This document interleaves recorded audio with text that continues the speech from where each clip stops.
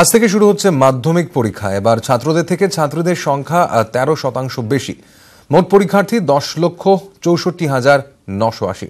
প্রশ্ন ফাঁস রুখতে কড়া মধ্যশিক্ষা পর্ষদ। সকাল 10:30টার মধ্যে প্রত্যেকটি স্কুলে পৌঁছে যাবে প্রশ্নপত্রের প্যাকেট। তবে প্রশ্নপত্রের প্যাকেট খোলা হবে হলের মধ্যেই, পরীক্ষার্থীদের সামনেই এই প্যাকেট খোলা হবে।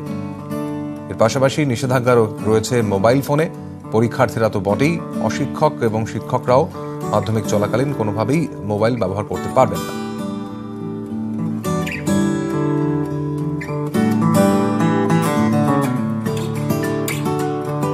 প্রত্যেকটা ভেন্যুতে বাই 10:30 প্রশ্নপত্র পৌঁছচ্ছে এবং সেখানে আগে থেকেই পুলিশ ডিপ্লয়েড থাকছে।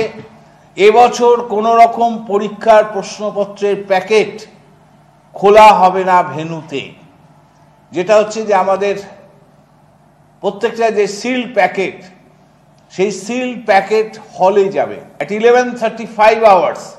সেই প্যাকেটগুলো আমাদের প্রত্যেকটা ভেন্যুতে আমরা ভেন্যু ইনচার্জ একজন রেখেছি, তারা প্রত্যেকটা ঘরে পৌঁছে দেবেন। 11:40 প্যাকেট তারা স্টুডেন্টদের সামনে খুলবে। 11:55 ছাত্রছাত্রীরা খাতা পাবেন, 12টা থেকে লিখতে পারবেন। কোনো জায়গাতেই কোনো টিচিং নন টিচিং স্টাফ যারা ভেন্যুতে থাকবেন তারা মোবাইল ফোন কাছে রাখতে পারবেন না। শেষ দিনেও জমজমাট কলকাতা বইমেলা। সল্টলেকের সেন্ট্রাল পার্কে দিনভর বই প্রেমীদের ভিড়। গিল্ডের হিসেব অনুযায়ী এবছর 21 কোটি টাকার বই বিক্রি হয়েছে বইমেলা থেকে। বইমেলায় এসেছেন 23 লক্ষ মানুষ। তবে গত বছরের বিক্রি এবং ভিড়ের হিসেবের চেয়ে পিছিয়ে রয়েছে এবারের বইমেলা। গত বছর বিক্রি হয়েছিল 22 কোটি টাকার বই, এসেছিলেন প্রায় 22 লক্ষ মানুষ। এবছর ভিড়ের সংখ্যাকে না ছাপাতে পারলেও বই বিক্রির হিসেবে গতবারকে টেক্কা দেওয়া যাবে বলে আশা গিল্ডের। যেটা বইমেলার সবচেয়ে বেশি উল্লেখযোগ্য বিষয় যে conversion rate is very good.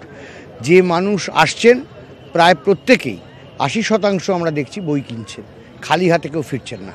আমাদের কাছে যেসব প্রকাশক বা পুস্তক বিক্রেতা বন্ধুরা এসেছেন তারা তাদের কাছ থেকে যে পরিসংখ্যান পেয়েছি, তারা গত বছরের তুলনায় মানুষ আমরা আশা করেছিলাম আরও বেশি, কিন্তু তাও মানুষ 23 লক্ষ মানুষ এসেছেন।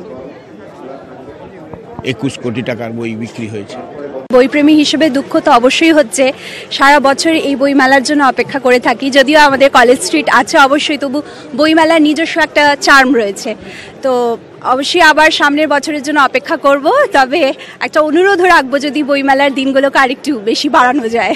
শুরু যখন হয়েছে শেষ তো হতেই হবে। আসছে বছর আবার হবে, তা আবার আসবে, আবার বইমেলা আসবে, আরও নতুন নতুন বই হবে।